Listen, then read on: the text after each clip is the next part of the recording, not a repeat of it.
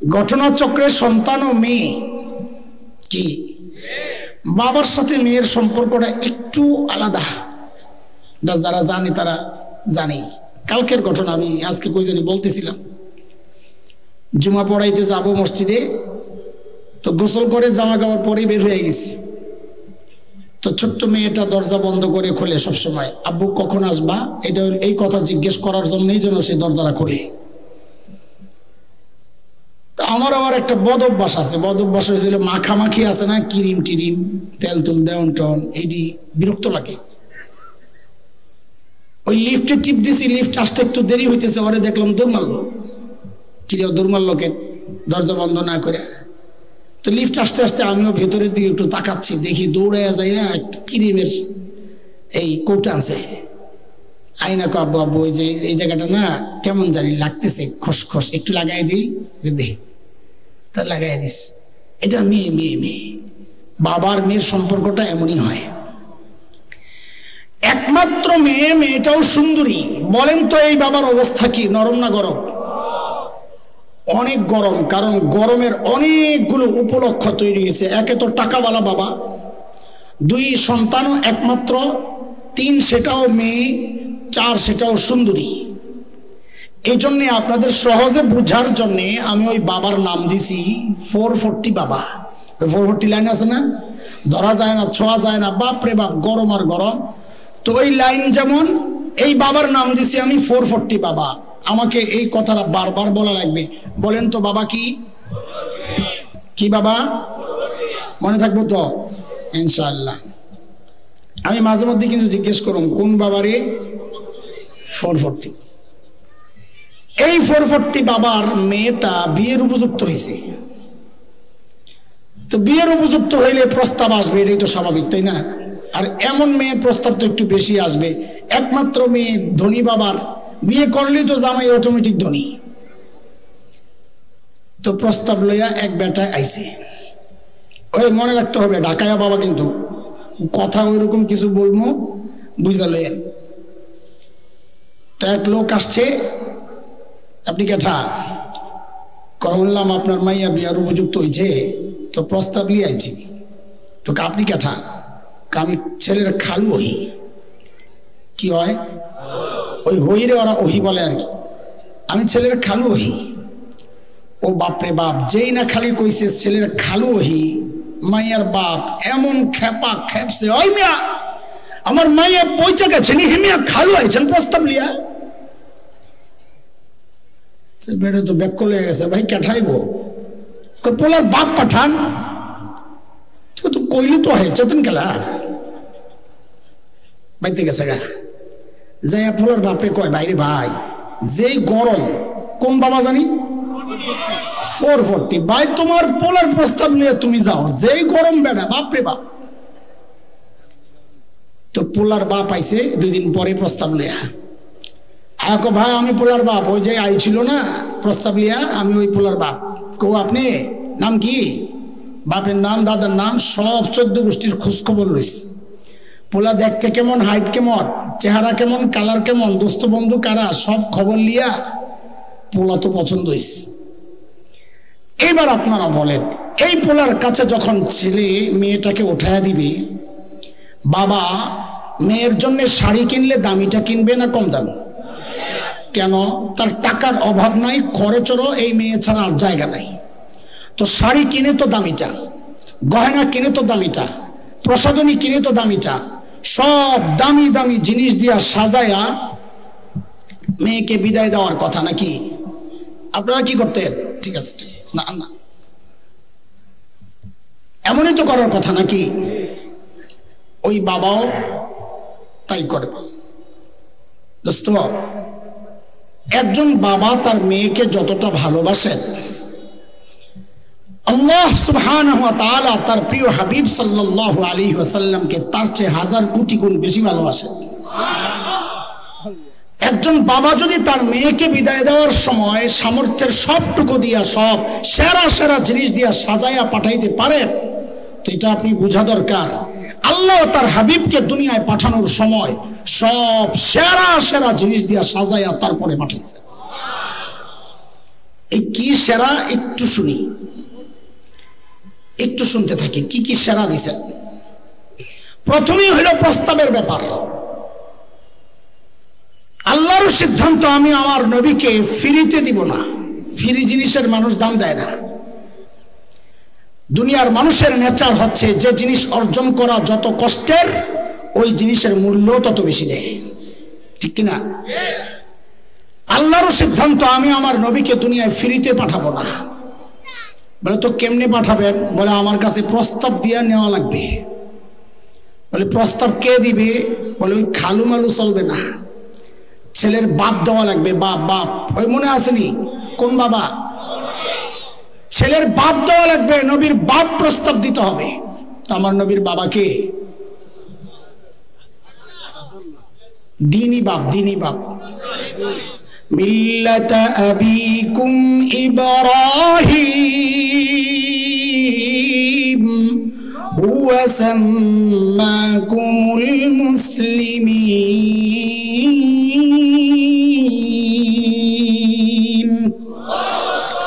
খলিল ইব্রাহিম যখন বাইতুল্লাহ বানান, আল্লাহ খলিলের দিলের মধ্যে ওই কথা ঢেলে দিয়েছেন, খলিল এত দামি একটা কাজ আপনি করেছেন, আমি এখন আপনাকে পুরস্কার দিতে চাই, কি নেবেন বলেন? খলিল চিন্তা করলেন, সারা জিন্দেগি চায়া চায়া পাইলাম জবিহুল্লাহ ইসমাইল আলাইহিস সালাম। জবিহুল্লাহ কে? সারা জিন্দেগি চায়া চায়া পাইলাম জমজমওয়ালা। এইবার সুযোগ যেহেতু পেয়েছি, এইবার চাইলে সেরাটাই চাইব।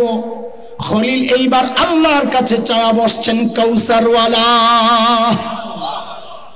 দেখেন, আমি আমার যা বলবো কথা ইনশাআল্লাহ সবগুলো কোরআনের কথাই বলবো ইনশাআল্লাহ। তবে আগে আপনাদেরকে বুঝাবো, তারপরে যে কোরআনের আয়াতটা ফিট করব।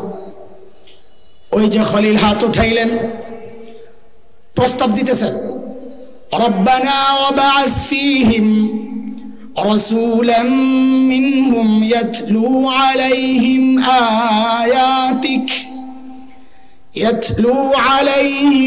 আয়াতিক ওয়া ইউআল্লিমুহুমুল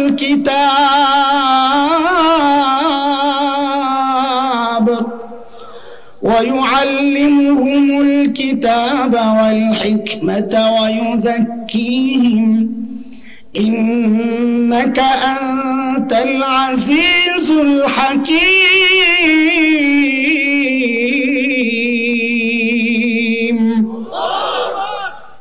আল্লাহ বাইতুল্লাহ তো বানালাম আবাদের জন্য, শ্রেষ্ঠ রাসূল দেন। বলেন তো প্রস্তাব পাঠাইলেন কে? খলিলুল্লাহ। আমি যেমনি বলি এমনি বলেন তো, বলতে আমার মজা লাগবে, আপনাকে শুনতে মজা লাগবে। বলেন তো প্রস্তাব পাঠাইলেন কে? প্রস্তাবে সুপারিশ করছেন আমিন বইলা জবিহুল্লাহ ইসমাইল আলাইহিস সালাম, পাশেই তো বসা ওই দোয়ার সময়। তা আবার বলেন তো প্রস্তাব পাঠাইলেন কে? সুপারিশ করলেন কে? যেই অফিসে বসে বসে প্রস্তাব দেওয়া চলছে, অফিসের নাম বাইতুল্লাহ। অফিসের নাম কি? বলেন আবার প্রস্তাব পাঠাইলেন কে? সুপারিশ করলেন কে? অফিসের নাম কি? আল্লাহ সিদ্ধান্ত নিয়ে নিলেন, যাও। খলিলুল্লাহ প্রস্তাব করেছেন, জবিহুল্লাহ আমিন বলে সুপারিশ করেছেন, বাইতুল্লাহ বসে বসে দোয়া মঞ্জুর। আমিও পাঠায়া দিচ্ছি হাবিবুল্লাহ। নবী জান জান, আপনার বাপ প্রস্তাব দিছে, যাওয়ার সময় হয়েছে। তবে একটু দাঁড়ান, একটু দাঁড়ান। কেন? কেন বোঝার আগে আগে মাহফিল বুঝালো। কথার কথা, প্রধান বক্তা আসার কথা 10টায়। আগের বক্তা যিনি আলোচনা করছেন তিনি ওই হিসাবেই বয়ান ফিনিশিং দিয়ে দিচ্ছেন 10টায়।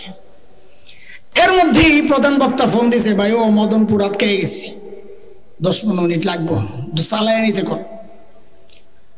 তো আয়োজকদের পক্ষ থেকে একটা স্লিপ আসছে ওই বক্তার কাছে। বিশ্বাস করেন, যত বড় বক্তা হোক, এটা কিটা পড়া যায় বারে বারে, এখানে উঁচু নিচু আছে না, না এখানে একটা গর্ত আছে সম্ভবত, দেখেন তো। হ্যাঁ, এই জন্যই খালি পইরা আমার ঠোঁটে লাগতে চায়। আচ্ছা ঠিক আছে, এবার ঠিক আছে। হ্যাঁ, এই যে একটা গর্ত আছে এখানে, বুঝছো? স্টেজে স্টেজে ঠিক আছে।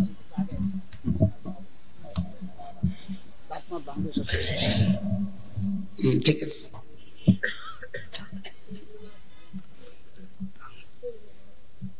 যত বড় বক্তাই হোক, বয়ান ফিনিশিং দেওয়ার পর যদি বলে 10 মিনিট চালায় নেন, মেজাজটা খারাপ হয়ে যায়। কেন জানেন? বয়ান শেষ, এখন 10 মিনিট কাটানো মানে হচ্ছে এলোমেলো কিছু কথাবার্তা বলা। আর পাবলিক তো ডিজিটাল, তখন বুঝে কথার লাইনে নাই, যেটা ধরছিল এটাই নাই। পাবলিকের মধ্যে তখন 3টা শ্রেণী হয়, ভালো করে বুঝেন। এক শ্রেণী চিন্তা করে, আরে অলিপুরি সাহেব হুজুর আইব, সামনের থেকে দীক্ষা বয়ান শুনুন, উঠুন না। আরেক শ্রেণী মুরব্বী রুগী, একটু হুজুর আসতেন যা সাইরাই, কতক্ষণে বয়ান হুজুরে ছাড়ে। আরেক শ্রেণীর যুবক ওই দূরে যায়, শয়তানের লেঞ্জা টানে, মাহফিলটা একটু এলোমেলো হয়ে যায়।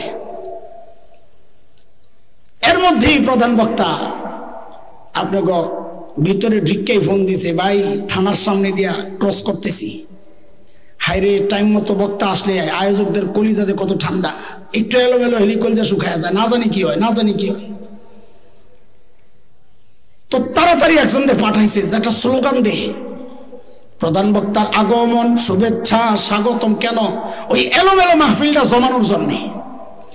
আর স্লোগানের জন্য বেটার হচ্ছে যিনি বয়ান করতেছিলেন তিনি দিবেন। কেন? কারণ তিনি বয়ান করতেছেন, এর মধ্যে অন্য কেউ স্লোগান দিলে তাকে ছোট করা হয়। বয়ান থামাইয়া আরেকজনের আগমনে স্লোগান দেওয়া মানে তাকে ছোট করা। তিনি নিজে দিলে বাস আর কোনো কামও হয়, তিনিও অপমানিত হন না। যেই স্লোগান দেয় মানুষ চারদিক থেকে ছুটতে ছুটতে আসে, আরে প্রধান বক্তা এবছরে চল। আল্লাহ তাআলাও আমার নবীকে দুনিয়ায় পাঠানোর সময় এই বিষয়টাও লক্ষ্য রাখছেন। নবী, আপনি তো দুনিয়ার প্রধান অতিথি, প্রধান বক্তা, আপনি যে যাবেন, মাহফিল একটু এলোমেলো, আপনি একটু অপেক্ষা করেন, আমি একটা স্লোগান দেওয়া এলই। তো বলে স্লোগান কে দিবে? বলে আগের বক্তা নবী ঈসা আলাইহিস সালাম। কে দিবে? তাহলে নবী ঈসাকে বলেছেন, নবী ঈসা স্লোগানটা আপনি দেন। নবী ঈসা স্লোগান ধরেছেন। আমি আগেই বলেছি, যা বলবো কোরআন থেকেই বলবো ইনশাআল্লাহ, বাকি বুঝাইয়া পরে আয়াত ফিট করবো। হযরত ঈসার স্লোগান, সূরা সফ আয়াত নম্বর 6, হযরত ঈসা স্লোগান তুললেন কি? আল্লাহ বলছেন, وَإِذْ قَالَ عِيسَى ابْنُ مَرْيَمَ يَا بَنِي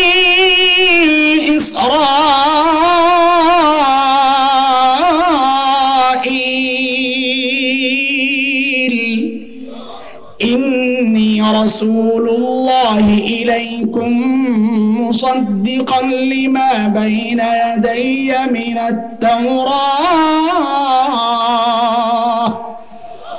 ومبشرا برسول من بعد اسمه أحمد। ও বনি ইসরাইল শুনো শুনো, বনি ইসরাইল মানে আজকের ইহুদিরা। এটা আপাতত একটা ব্যাখ্যা নয়, আমার কথা বলতে আগাইতে সুবিধা হবে। এই একটু মনোযোগ হারানো যাবে না। আপনারা মনে করতেছেন আমি মজার মজার রসের আলাপ করবো না, নবীর সম্মান মর্যাদা, হ্যাঁ মনে করতে থাকেন। তবে একটা উদাহরণ দিয়ে লই, তাহলে মনে করাটা পারফেক্ট হবে। ছোট্ট বাচ্চাকে নিয়ে হসপিটালে গেলে ডাক্তার যদি দেখেন ওরে ইঞ্জেকশন দেওয়া লাগবে, ডাক্তার ধৈর্য ইঞ্জেকশন ঢুকায় দেয় না। কি করে? ওর হাতে একটা চকলেট দেয়, রে বাবা খা। পিচ্চির চকলেটটা মুখে দেয়, একটা খেলনা দেয়, খেলে টেলে ডাক্তার আস্তে আস্তে ইঞ্জেকশন রেডি করে। যে ইঞ্জেকশন রেডি হয়, পিচ্চিরে জিজ্ঞেস করে, আব্বু কোনোদিন পিঁপড়ার কামড় খাইছো? খাইছি। কেমন ব্যথা পান? ব্যথা লাগে না। তো ভাব, তো ডাক্তারকে দেখি তো এমন নেই দেখো তো। তো ইঞ্জেকশনটা আস্তে ঢুকাইয়া দেয়, এমন কিছু দাঁত পাত খিচ্চা বইয়া থাকে, কানতে পারে না। কেন? এক হইলো ঘুষ, চকলেটের ঘুষটা মুখে, বুঝেন না এই কথা? খাড়ার ঘুষ বড় মারাত্মক ঘুষ। আর এখানে একটু আগে ভাবলইছিল ব্যথা লাগে না, এখন কান্দে কেমনি? তো আমিও আপনার ঘরে কিছুক্ষণ চকলেট খাওয়াবো, চকলেট, কিন্তু চকলেটই উদ্দেশ্য না। আমার সময় যখন হবে ঠিকই ইঞ্জেকশন ঢুকাইয়া দেবো। হ্যাঁ ঠিক আছে কথা, অপেক্ষায় থাকেন, খালি বুঝেন যে চকলেট খেয়েছি। হযরত ঈসার বক্তব্যের মূল কথা দুইটা। এই জোয়ান আলেম যারা, বিশেষ করে ভাই, তোমাদের এক বড় ভাই, গোড়া থেকে কিছু ফিতনার উৎপত্তি যেখান থেকে দমানো যাবে, যেই রাস্তায় সেই সূক্ষ্ম কিছু কথা একটু হাস্যরসের মধ্যে সাজায়া সাজায়া বলতেছি, একটু মনোযোগ দিয়ে ধরলে এই দেশ ও জাতি তোমার দ্বারা উপকৃত হবে ইনশাআল্লাহ তাআলা। হযরত ঈসার বক্তব্যের মূল কথা ছিল, স্লোগানের মূল কথা ছিল দুইটা। কয়টা? জোরে কর, সবাই না কইলে কথা গান দেব। কয়টা? এক নাম্বারটা সবাই মুখস্থ করা লাগবে, কারণ এটা হচ্ছে সমস্ত ফিতনার মূল, এটা না বুঝা। এক নাম্বার হচ্ছে হযরত ঈসা বলেন, ও বনি ইসরাইল, আল্লাহ আমাকে তোমাদের রাসূল বানাইয়া পাঠাইছেন। এটা বলেন তো সবাই, ও বনি ইসরাইল, আল্লাহ আমাকে তোমাদের রাসূল বানাইয়া পাঠাইছেন। সবাই বলেন, ও বনি ইসরাইল, বলেন বলেন বলেন, আল্লাহ আমাকে তোমাদের রাসূল বানাইয়া পাঠাইছে। এবার আপনারা জবাব দেন, হযরতে ঈসাকে আল্লাহ কাদের রাসূল বানাইয়া পাঠাইছেন? কাদের কাদের? এটা মাথায় রেখে, এটা আমাদের মূল পয়েন্ট। মনে করেন ইনজেকশনের সুই এই কথা, এটা দিয়ে ইনজেকশন ঢুকাবো ইনশাআল্লাহ। দুই নম্বর হযরত ঈসার স্লোগানের বক্তব্য হচ্ছে, এতদিন তো আমি ওয়াজ করছি, এখন প্রধান অতিথি আসতেছেন, ও মুবাশশিরাম বিরাসূল ইয়াতি মিন বাদি ইসমুহু আহমদ, আমার পরে যিনি আসছেন তার সুসংবাদ গ্রহণ করো। লিল্লাহি তাকবীর, শুভেচ্ছা স্বাগতম, তার নাম হচ্ছে আহমদ। আল্লাহ আমার নবীকে যা দিয়েছেন সব সেরা সেরা জিনিস দিয়া সাজায়া পাঠাইছেন। আরে নাম দিয়েছেন তো দুইটা সেরা নাম, আমার নবীর এক নাম আহমদ, আরেক নাম মুহাম্মদ সাল্লাল্লাহু আলাইহি ওয়াসাল্লাম। আহমদ মানে সবচেয়ে বেশি প্রশংসাকারী। ওই যে মাকামে মাহমুদের মধ্যে আল্লাহর নবী আল্লাহর এমন এমন শব্দে এমন এমন প্রশংসা করবেন, নবী বলেন যে এই প্রশংসাগুলো আর কেউ কোনোদিন করে নাই, করবেও না। আমার নবীর আরেক নাম মুহাম্মদ, বড় আজীব না। মুহাম্মদ মানে সবচেয়ে বেশি প্রশংসিত। কি বিপদ, আরবের কাফেররা মুশরিকরা বাজারে যায়া অপপ্রচার চালাচ্ছে, এই মুহাম্মদ খারাপ মানুষ, তার কাছে যাওয়া যাবে না। তো পাবলিক কয় কি, যিনি সবচেয়ে বেশি প্রশংসিত তিনি আবার খারাপ কেন হয়? বুঝলাম না তো কিছু, লাগছে নি বেজার। আল্লাহ কি নাম রাখছে দেখেন তো। মিটিং বসে, মিটিং দলীয় অফিসে 33 নম্বরে আর কি অফিসে, আমি কই 33, কয় 32। মানুষ বড় খারাপ। অফিসে মিটিং বসে, কে হুজুরের এটা নাম পাল্টাইতে, এই নামে বদনাম করুন যায় না। মানুষ আপত্তি জানায় যে যিনি সবচেয়ে বেশি প্রশংসিত তিনি খারাপ হয় কেমনে, নতুন একটা নাম দে। তো বাংলাদেশের ওই যে মুরগি চোরারা টাইপের কেউ ছিল না, থাকলে কইতো কি তেতুল হুজুর নাম দিয়ালা। ওই যুগের যে পান্ডারা ছিল এরা কয়তো মুহাম্মদের জায়গায় নতুন নাম দে মুজাম্মাম, সবচেয়ে বেশি নিন্দিত।